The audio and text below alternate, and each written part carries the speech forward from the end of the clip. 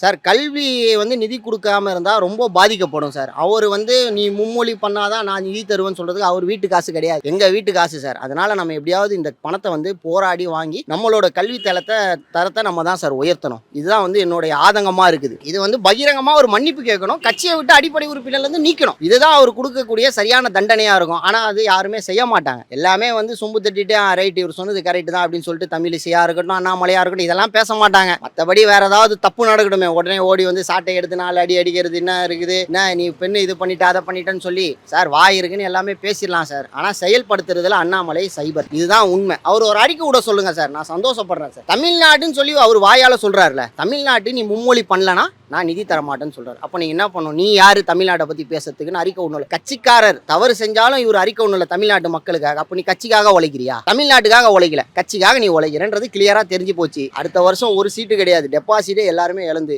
ஓட போறாங்க. இதுதான் உண்மை சார். பசங்களுக்கு தெரியும் தானே அடுத்து அவங்களுக்கு என்ன இம்பார்ட்டன்ட், என்ன படிச்சா நம்ம என்ன ஆக போறோம் பசங்களுக்கு தெரியும், பேரண்ட்ஸுக்கு தெரியும். ஹிந்தி படிச்சாதான் உங்களுக்கு ஃபண்டு தரும் அப்படிங்கிறதுலாம் ஏத்துக்கக்கூடிய விஷயம் இல்ல. கவர்மெண்ட் எல்லாத்துக்கும் தான் கவர்மெண்ட். இது படிச்சாதான் நீங்க கவர்மெண்ட்ல இருந்து உங்களுக்கு இது பண்ணுவோம், இது படிச்சாதான் உங்களுக்கு இது தரும் அப்படிங்கிறதுலாம் அது நல்லாவே இல்லை. கொஞ்சம் ஏமாத்துற மாதிரி தான் இருக்கு.